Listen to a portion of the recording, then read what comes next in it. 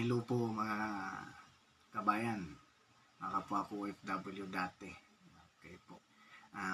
Bago nga po pala ako magsimula, ako nga po pala si Junel Bandola. Po. Ako po yung nagtatrabaho bilang isang waiter sa bansang Riyadh. At sa lahat po, kung natatandaan nyo po, ako po yung nabanggit ni Sir Juan sa kanyang programa, Story of Juan, I think, hindi lang ako sigurado.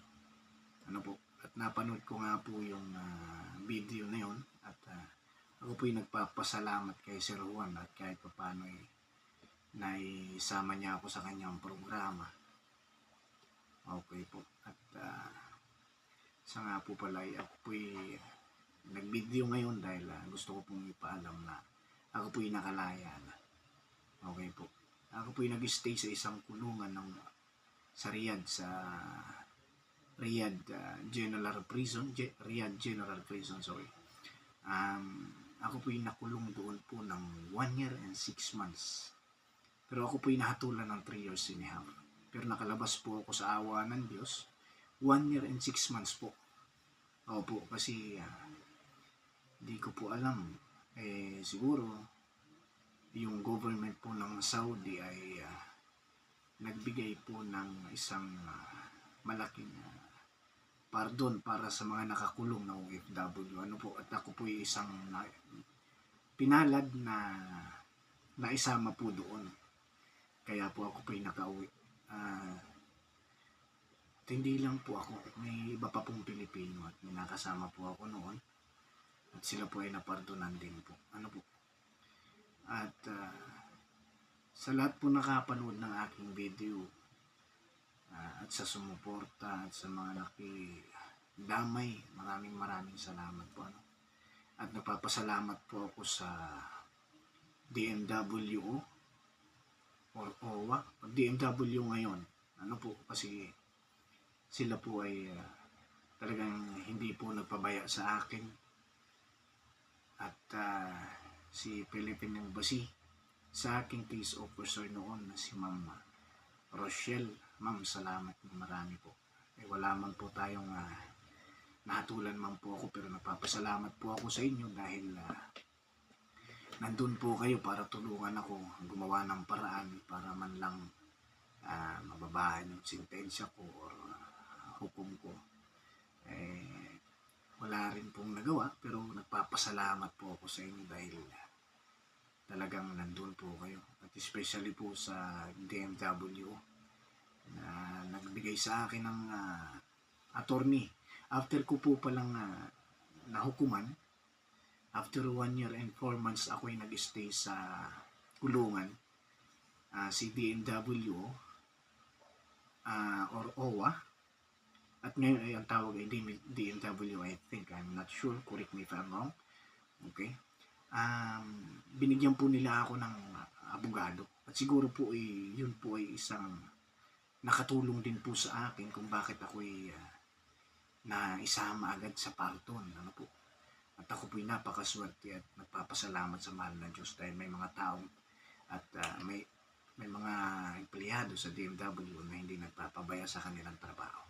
Kaya nagpapasalamat po ako sa inyo. At ako po ngayon ay nandito na sa aking pamilya at ligtas po ako nakauwi. Sa lahat po ng OFW na nasa bansang Riyadh, ang may papayo ko lang po sa inyo, alamin nyo po kung ano po yung mga batas ng nasa lahat man sa sulok ng mundo. Kung nasaan man po tayo ngayon, alamin nyo po kung ano yung mga batas na hindi po pwedeng gawin. Kasi ako po ang pagkakamali ko po ay tanggap ko po yun. Yung na hindi ko po inalam yung batas ng Saudi. Ang alam ko po lang ay yung mga natural na batas sa mga bansa kung nasaan tayo. Gaya ng mga droga. At sa Saudi, bawal ang alak o babae o kung ano pa man. Lalo na pag hindi kayo magkasawa, hindi kayo mag-asawa, hindi kayo sama, ano pa man, or alak, magtinda ng alak, Ano po? At lalong-lalo na gaya ng kaso ko. Okay po. Sa ating mga Pilipino, natural po ang humawak ng bata. Ano po? Lalong-lalo na kung nagtatrabaho tayo sa isang restaurant, kagaya ko po. Because that happened about my cases inside of our restaurant during my work. Okay po. Ako po may hinawakan isang bata na lalaki. Nakamukha po ng aking anak ay siyempre po ay ako po isang OFW na nangungulila sa aking anak sa pamilya dahil mag-isa po ako. Ano po sa OFW at sa loob ng 3 taon ko sa Riyadh, ngayon lang po ako nakakita ng isang bata na medyo hawig po sa aking anak. Ano po? Kaya medyo natuwa po ako. Sa sobrang tuwa, ay nahawakan ko po yung bata. Ngayon, sabihin naman natin po na normal po yun sa atin, pero kailangan po natin irespeto yung batas ng Saudi. Ano po? Kasi meron po silang batas. At batas po nila yun na meron na bawal pong humawak ng isang bata. At yun po ang pagkakamali ko dahil hindi ko po alam yun. Na bawal maghawak ng isang bata. Dito sa atin ay kung normal man po yun, pero sa kanila ay hindi. Kaya kailangan po natin yun irespeto. Medyo masama, sumamama ng loob ko, medyo masumama ng loob ko dahil po sa ganoon ay, sa ganoong kaso ay binigyan po nila ako ng 3 years and a half. Kaya yun po ang tanong ko. Sa isa po bang gaya po ng paghawak ng isang bata, bibigyan niya na po ba ang isang tao ng 3 years and a half na pagkakakulong? Siguro po ay kung gusto niyong parusahan ng isang tao, I think siguro 6 months or 1 year, I think it's enough. Kung gusto niyong parusahan, ano po. But, like I said, I respect the law of Saudi Arabia. Even sa lahat ng bansa, kailangan po natin i-respeto yan. Kung asan man po tayong bansa, kailangan natin i-respeto ang batas nila. Ano po? Kaya, at least, sa awa ng Diyos, after 1 year and 6 months, nandito na po ako sa aking pamilya at nakalabas ako at nagpapasalamat ako sa mga tumulong sa Philippine Embassy, sa OWA or DMW, maraming salamat po sa mga sa mga employee nila na tumulong sa akin, na nakakausap ko nung pinapalo up ko nung nasa loob po ako ng kulungan. Ano po, babanggitin ko po yung pangalan nila, ang nasa Philippine Embassy, ang may hawak po sa akin noon na naging case officer ko ay si Ma'am Rochelle. Kung di pa ako nagkakamali, si Ma'am Rochelle. At sa DMW, ang nakakausap ko po at napapalo up ko po doon ay si Ma'am Christina. Po. Kaya nagpapasalamat po ako sa inyo, Ma'am, sa tulong po sa ating gobyerno. Maraming salamat po. Ano po. Nangyari man at least experience po. Doon ko po nalaman na hindi lahat po ng nakakulong ay kriminal. Siguro man po ay ako galing man po ako kulungan, pero hindi po ako isang kriminal. Ano po. Kaya sa lahat po, maraming salamat, at sa lahat ng OFW, sana mapanood nyo ito.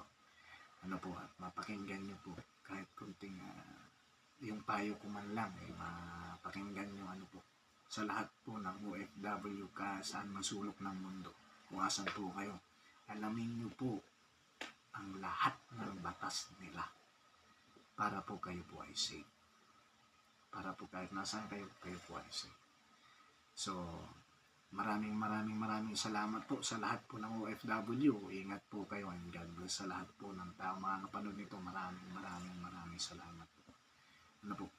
Sa ngayon po, hindi ko po alam kung paano ako magsisimula. At medyo na-trauma ako dahil 1 year and 6 months po ako. 1 year and 6 months po ako sa loob ng kulungan, at matindi po ang makulong sa ibang bansa. But Saudi, number 1. Okay po ang kulungan nila. At sa hindi po nakakaalam, wala ko na natin sabihin. Ano po? So, basta maraming salamat po. Sir Juan, story ni Juan, I think. Sir, maraming salamat po sa banggit po sa akin sa inyong programa. Maraming salamat po, sir. Sa lahat ng OFW, mag-ingat po kayong lahat para sa inyong pamilya. Ano po? Maraming salamat po sa lahat na makapanood nito. Thank you and good afternoon sa inyong lahat. Salamat. Ay, mamaya, kukunin ko na po pala ang pagkakataon na ito. Kakapalan ko na po ang mukha ko. Sir Coco Martin, baka pumapansin niyo ako. Baka maimbitahan niyo po ako sa inyong programa. Wala po akong trabaho ngayon, sir. Hindi ko po alam kung dahil sa akin may record na po, hindi ko po alam kung itatanggap pa sa akin ng trabaho. Pero sana meron po. Baka sir, may bakante po kayo dyan kahit taga-timpla pa lang po ng kape, Sir Coco Martin, sa inyong programa. Nakapalan ko na po, sir, ang mukha ko. Baka sakaling mapansin niyo po, Sir Idol. Baka bagay po ako dyan sa programa niyo kahit taga-timpla ng kape, kahit taga-balasa po ako ng barahan ni Nanay Tinding sa Quiapo, or ako po taga-tindero ng yung binibinta ni Nanay Tinding sa Quiapo, sir. Sir Coco Martin, sana po. Maraming salamat and good afternoon po. Thank you very much.